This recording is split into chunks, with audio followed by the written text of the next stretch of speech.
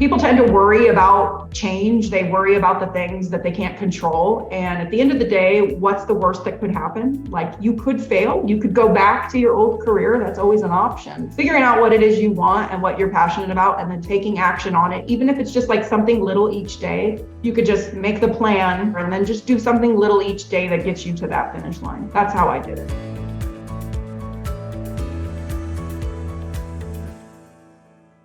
Welcome, everyone, to the Road Less Traveled Show. This is a show about people that were successful in a previous career and left that career to go down a different path. I'm your co-host, Richard Coyne. And I'm your co-host, Bill Zahller. On today's show, we're so pleased to have Leslie Ann Morris with us. Leslie, welcome. Thank you. Thanks for having me. Absolutely. Yeah, Leslie, thank you again for being on the Road Less Traveled Show. To start with, can you tell our listeners just a little bit about your background, what career you initially started in, how long you were in that line of work? Of course, yeah. I was a commercial banker. I did that for about 23 years. I was an intentional banker. I actually went to school to be in banking and dealt with some very large clients. Most of my career was with US Bank. I covered the SpaceX account. That was the most notable one that people will know. And just, I loved it. I enjoyed what I was doing, but I didn't see a way to continue climbing the corporate ladder.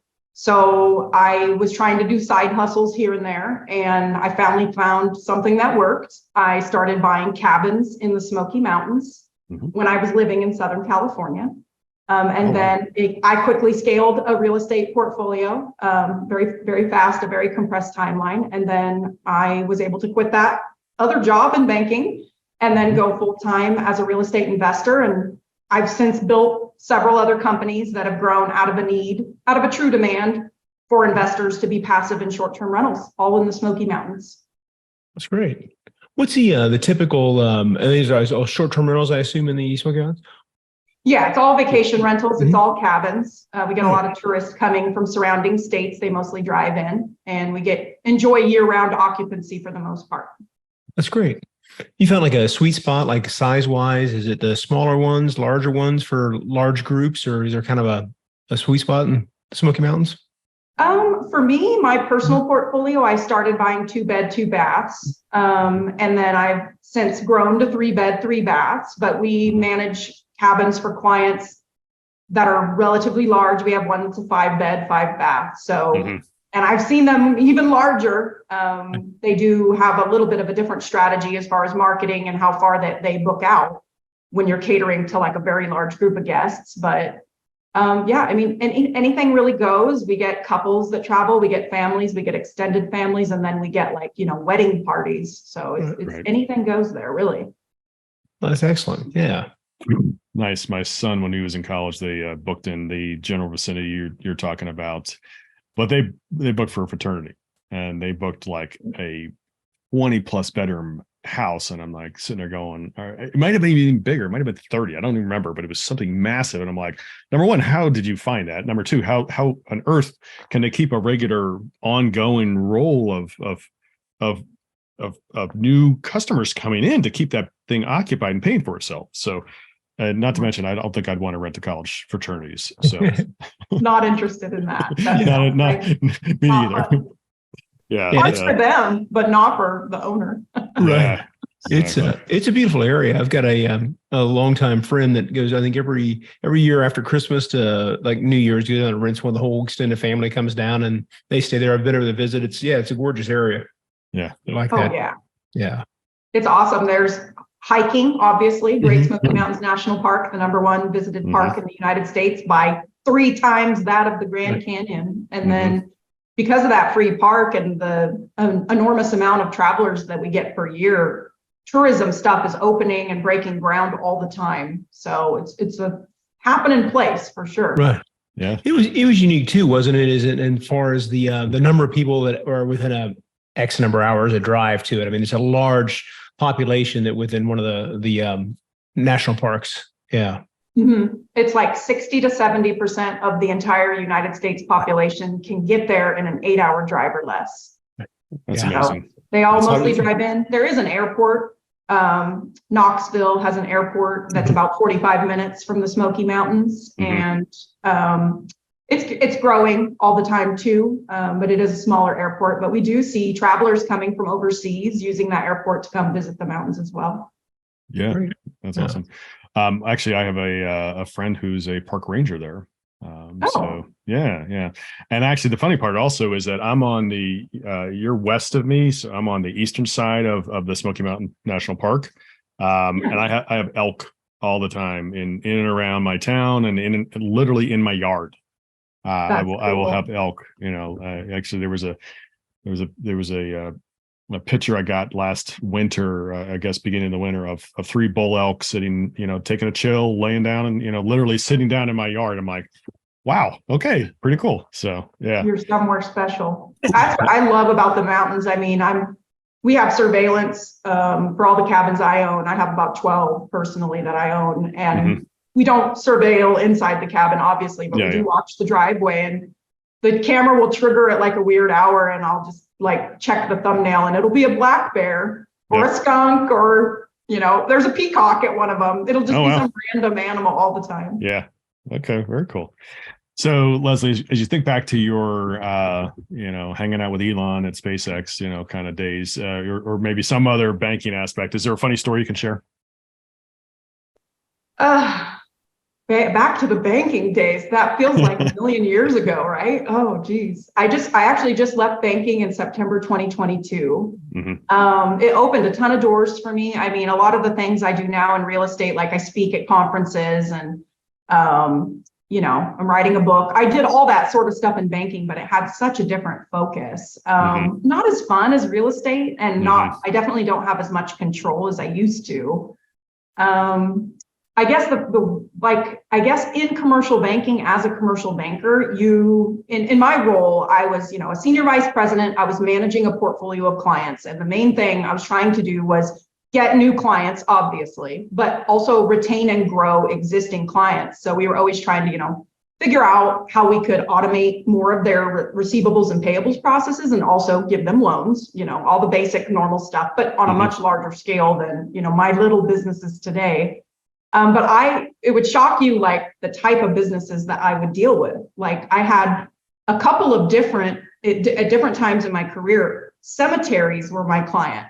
So that was always an interesting meeting to go on. You'd have to go, we'd go do client calls, and we had a goal on getting our butts out of our offices to go meet with these clients and take them to lunch or dinner or golf or whatever, and thank them for their business. And going to a cemetery and learning about their process and how they're collecting payments and selling plots, people are buying where they're going to be buried, that sort of stuff is just, it's very interesting to learn about different businesses like that. I guess that's the biggest thing. With SpaceX, I got to do a tour there at their facility and go see what they were working on. And that was really neat. But no funny or exciting stories there. There was nothing. There was no crazy drama happening at the time when I was there. But Right. Okay, cool. Very cool. Excellent. Well, Lizzie, what was the deciding factor that got you to leave the banking world after all those years? You risen to a high job there. I mean, what made you just want to transition over to real estate at that point? Yeah, I mean, I never intended to leave banking. I just wanted a side hustle really with real estate, and I just wanted additional income. I didn't see how I could go from senior vice president to CEO. I saw like a report that the bank puts out, the 10K report, and it showed the CEO's prior year all in salary comp, it was like $16 million. And I was like, how do I go from and I made great money, but how do I go from where I'm at to where he's at? And it felt a little daunting. So I did 2 things right away when I saw that report. It just kind of like sparked a fire in me. And I started a master's degree at the University of Southern California. And I entered a contract to buy a cabin. I did those 2 things like right at the same time. And as soon as I started the master's, I already was closing on that cabin. And so I was like learning how to manage and run this business while I was doing the master's. And it was shifting my mindset, because I kind of thought with the master's, it would just level me up. I'd have the EMBA, executive MBA title. And the bank would be like, oh, she put in all this time and effort and she's so smart now, we're just going to give her this bigger job. But as soon as I started, I was like, that's just not what I want anymore. I really want to be more entrepreneurial focused. I want to be in control of not only my time, but my earning potential. And I just found something that I was really passionate about. I also traveled all over the world. I've been to like 45 countries, a lot of them twice, and I stayed in an awful lot of cabins, and I'm just obsessed with cabins. So all these things kind of just like came together perfectly based on, what I loved about it. And then I ran out of time for the bank was really what happened. I began, I was managing my cabins myself, but when I got to 5 cabins, it was an awful lot of work. You're like a 24-hour concierge to travelers, really. And I just ran out of time. Plus my income was like, at that point, higher than what I was making in banking. So I just got to a point where I needed my time. And I kind of felt I had a little bit of guilt too, because I had some time, like I was giving the bank was paying me for 8 hours or whatever, but like my phone would go off with people staying in cabins, and that was time sensitive. So it was just kind of this, like I had to weigh the odds, and I just made this decision to just jump all into real estate. Nice. That's great. Yeah. And what first put on your radar, it sounded like you were just an active user of staying in cabins, and you stayed in a few of them, and like, well, this looks like an interesting business model, and got into the research from there is how you ended up short-term rentals? Yeah, when I started investing in real estate, I actually was just going to buy a long-term rental and just put a tenant in there for 12 months. And I entered a contract to do that, not in Tennessee, in another state. And the deal kind of just blew up overnight. The gentleman selling the property decided not to sell. And then it kind of made me go back to the drawing board, because I thought if he could just change his mind in the middle of the night, so could my tenant. So that was when I discovered short-term rentals, that there's no leases, they're only staying on average 3 to 5 nights. Some of them will stay 7 nights, but there's nothing over 14 nights ever. Actually, we just got a booking for Memorial for 10 nights, which is quite long for a cabin stay. And I liked the idea that we'd always have eyes on them. And then I liked the margins. And then I was like, oh, these are cabins. And I love cabins. So it just kind of married beautifully. Nice. Great. Yeah. Okay, good. So as you were going down that path of really kind of getting into this and acquiring your own cabins, you initially mentioned that you would, I'm trying to look at obstacles that, I mentioned, obviously it sounded like, being in California and owning and managing them yourself from California when they were in, Tennessee. Was there any challenges around that you had to overcome? Yeah, it's doable to manage out of state. I work with buyers today that do have interest to do it themselves. They're going to make more money because they're not going to pay me to manage it. And it's doable, but it's a skill to acquire for sure. And it is hard when you're out of state to really trust your team. Your cleaner can make or break your business. If they don't get in there at the right time, or they miss something, like somebody could have stolen something the previous day and they don't care enough, they're not you, they're just cleaning it and leaving. Yeah. It does make it really tough. We were like, at the time I was married, so it was my husband and I, and we would fire a cleaner, find another one. And that went on several times in the beginning. And I ended up moving. A lot happened like right when I started investing. So I ended up leaving LA, like right at the end of 2019. And by that point, I think I had 3 cabins, 2 or 3. And the bank moved me to Charlotte, North Carolina, and I started building a market for them out there. And I was within like 4-hour drive of the cabins, so that made it a lot easier. But I still wanted to get to Tennessee. But what happened was, and to make a very long story very short, COVID hit, and I was in Charlotte building a new market for US Bank, and I couldn't really do that job anymore. So I, for about 6 months, was like, what am I going to do if I can't close sales? You're only as good as your prior year. That's the other negative thing about the corporate world. Sure. And I ended up getting headhunted by a bank in Tennessee called First Horizon. Previously, it was First Tennessee Bank. And they moved me to Knoxville. So then I was right at the foot of the Smoky Mountains, and I spent the last 2 years of my career with them.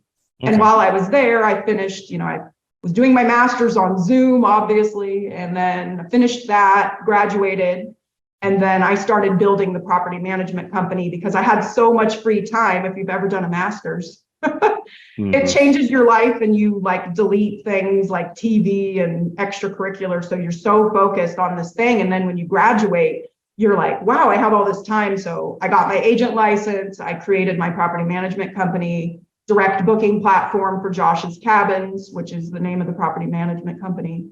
Okay. And then just shortly thereafter, ended up leaving that job. Right.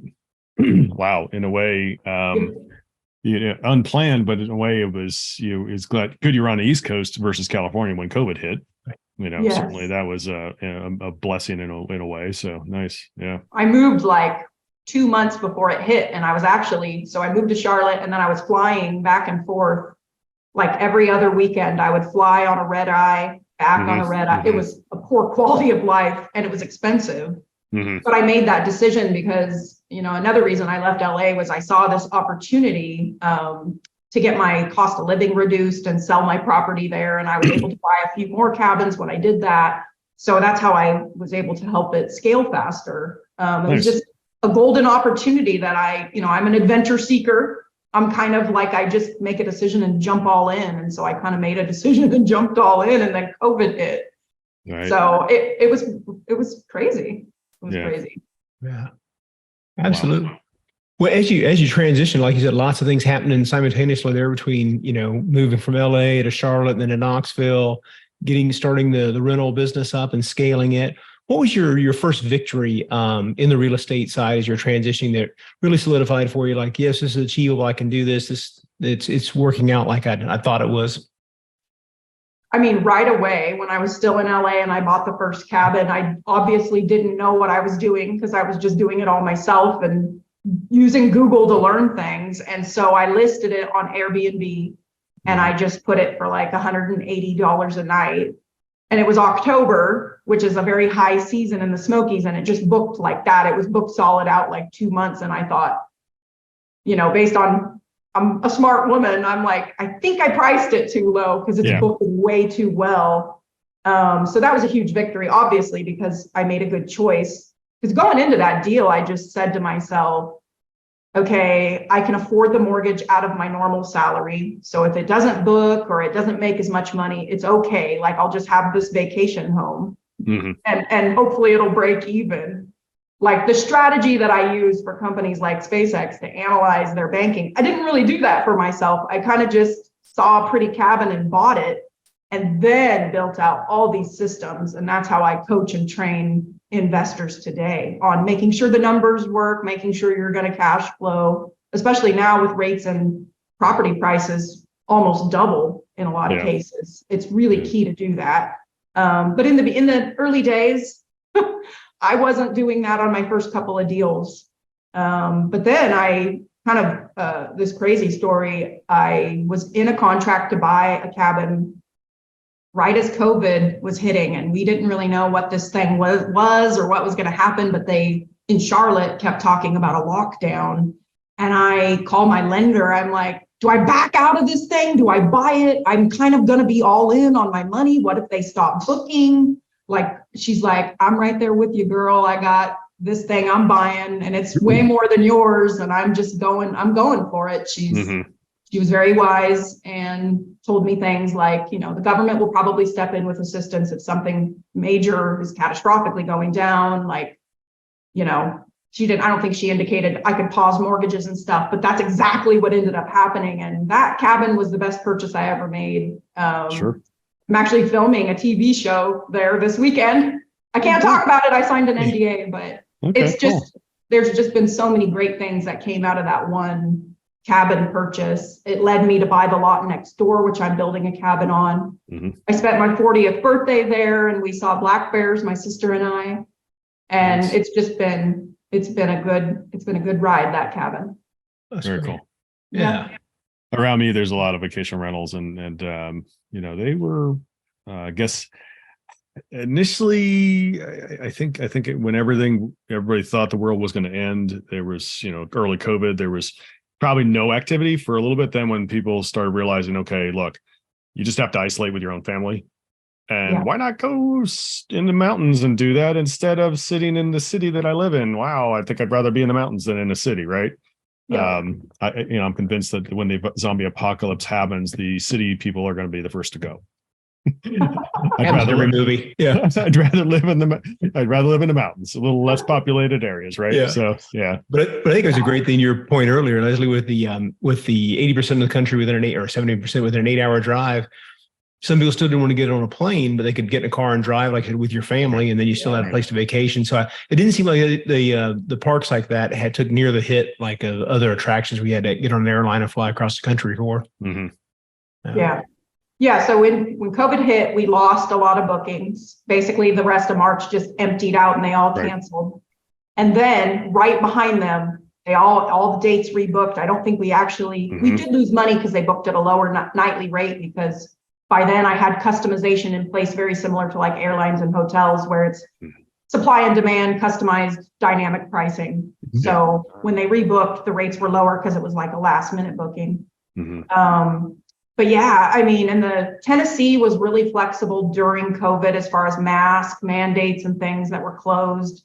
So we were, I heard other markets, they just shut them down. They didn't let anybody rent their vacation rentals, but that didn't happen to us. So we got to keep renting, and we have a lot of nice stories out of that. Like we had nurses and law enforcement, people that were on the front lines that just needed a vacation, a break, come and stay for like a week or two, just to isolate themselves and get their like peace of mind back. But yeah, I mean, we did really well during COVID, and I was able to scale the portfolio. I bought about 5 each year. I think I might have 1031'd out of a couple, but it helped catapult my business for sure. Nice.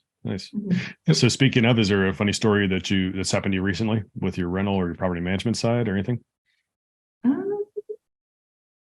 I mean, there's something all the time. It feels like I'm like, you can change the names if you need to. That's right. What's the best thing to tell? We had a guest. I own this one cabin where you park and then there's a long staircase and then the cabin sits on the side of the mountain. So it's down and the camera looks at that parking lot. So they pulled up in a truck and the window was rolled down, and they might have even left the truck door open, but I think it was closed. Pretty sure it was closed, just the window was down. But anyway, they're hauling luggage down these stairs, which is sort of inconvenient, but people love that place because it gets wildlife. So while they were taking their luggage in, a black bear cub climbed into that window and I think I saw this all later, or maybe, I don't know if I saw it real time, but I'm like, oh my gosh, what's going to happen? And they came up, and then as he's coming around the side of the truck, noticed there was a bear, and it was like, whoa, and then it just took off. But yeah, I've got some friends. Oh my God.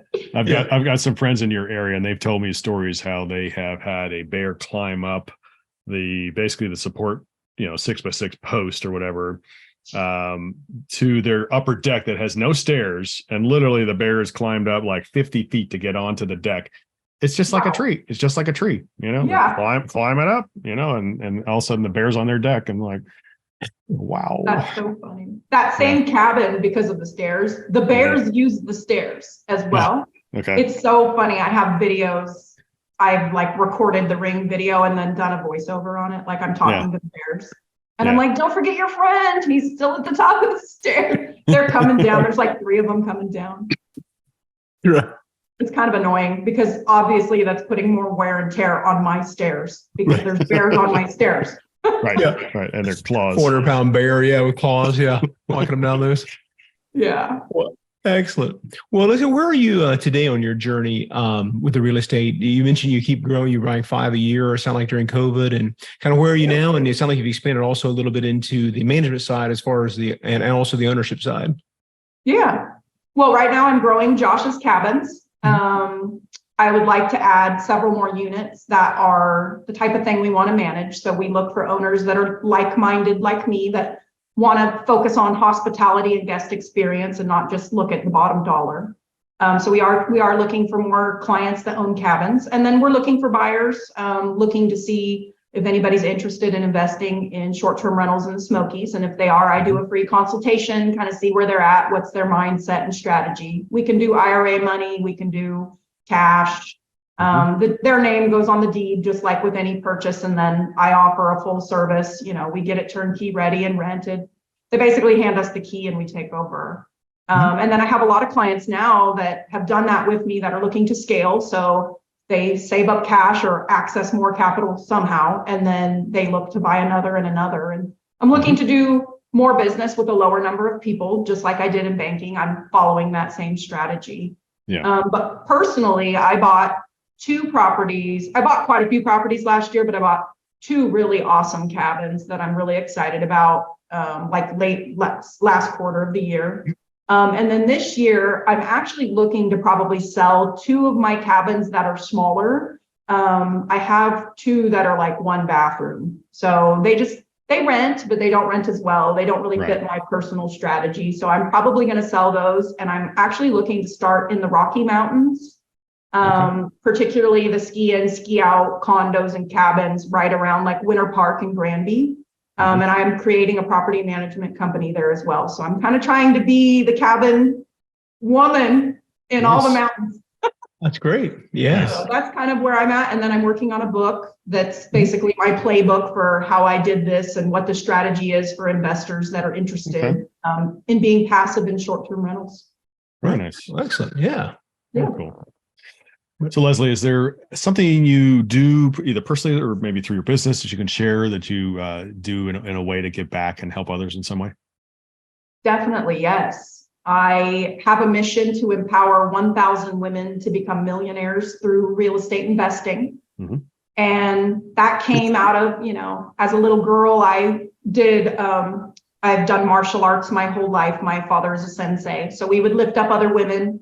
We'd go into women's shelters and other places. Sometimes the women would be battered and we would teach them self-confidence, self-defense, what to do in situations where they're, cornered or alone outside or whatever, what have you. Yeah. So I wanted to find something to tie into something to lift up, particularly women. And I heard a statistic at a conference, and then I went in and researched it because I'm actually writing an article about it right now for Forbes, but essentially only 31% of all investors are women. But I think it was Andrew Carnegie that said 90% of all wealth is created through real estate. So I'm trying to change that, and I'm using my thinking cap to figure out why is it like that and how can we support the movement to change it. And then I have a lot of things coming around lifting women up. I'm actually speaking in Charlotte at Multifamily Investor Nation Convention, which I believe is in June. Pretty soon here. So I'll be speaking at that, particularly on this topic. And then I'm working on something with Fox Business around it as well. And then I'm writing the article for Forbes. And then I coach women one-on-one. I usually pick them out and I say, I want to help you. But women come to me all the time, and so do men as well. And I help men too. But I particularly want to verbally get that out into the world as far as, my mission, my impact mission to give back. That's great. It's great. Yeah. Good. Yeah. I guess we're from a multi-family investor conference. So we know Dan and good people there, and sounds like it'll be a good conference. I know a lot of good speakers coming there too. So yeah, very interested. Hopefully we can make it down there. Like I said, it's we're pretty close, but just have to check schedules. But yeah, hopefully we'll see you there. Yeah, that'd be awesome. Yeah. What's something, Leslie, you've recently implemented in your business that's allowed you to scale? You've grown fairly quickly and you're continuing to grow. So I think the biggest thing for me was creating the team, which is known as Josh's Cabins. That was huge because now I have a lot of employees that are doing some of the tasks I was doing. So I'm able to focus on other things. That's been pretty big. And then just creating the system, which it's called Invest in the Smoky Mountains. So investinthesmokymountains.com if anybody's interested, but creating a really good strategy around that and how we're going to support buyers outside of just, here's a pretty cabin, make an offer on it. That system for how we help underwrite deals and take down the deals. That's been really key to helping me scale. And I created it into an agent team so I could have more support. In that mission that I'm driven for. Nice. Excellent. Yeah. Leasile, what advice would you share with somebody who's considering making a path change? Just figure out what you're really passionate about, and don't overanalyze everything. Some of the keys for me when I was leaving my W-2 job were to make sure I had a safety net. I had to think about health benefits, obviously. So health benefits, I'm on COBRA right now, and when that expires, I'll have to go, think about that again. But people tend to worry about change. They worry about the things that they can't control. And at the end of the day, what's the worst that could happen? Like, you could fail. You could go back to your old career. That's always an option. It's still going to be there. Maybe not your exact job, but I think for me, it was making sure that I did a line of credit just to make sure I have cash reserves as well, but just an additional peace of mind, and then getting the COBRA stuff going. And then the other pillar for me was, it was hard for me to leave banking because my identity was there.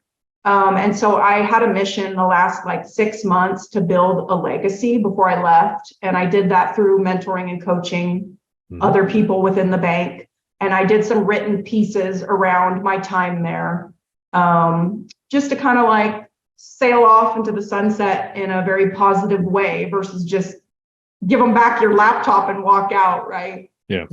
So that was key for me. But if somebody's looking for a change, I think taking action is really figuring out what it is you want and what you're passionate about, and then taking action on it. Even if it's just something little each day, doesn't mean you have to quit your job tomorrow. You could just make the plan. You're going to do it in 90 or 180 days or whatever, and then just do something little each day that gets you to that finish line. That's how I did it.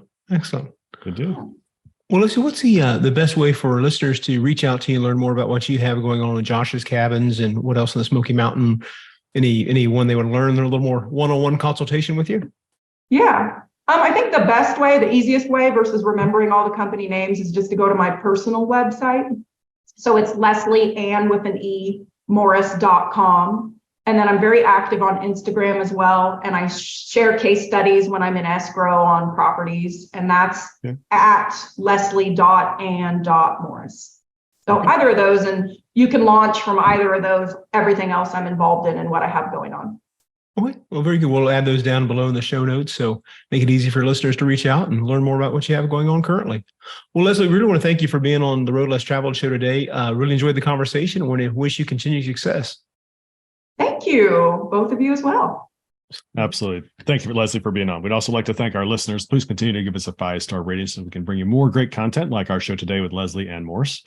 Thanks again, Leasile. We also remind everybody of 2 important things Park Capital Partners has going. First, we have the Park Capital Partners Value Add Fund, which is a 506c fund today, available to accredited investors.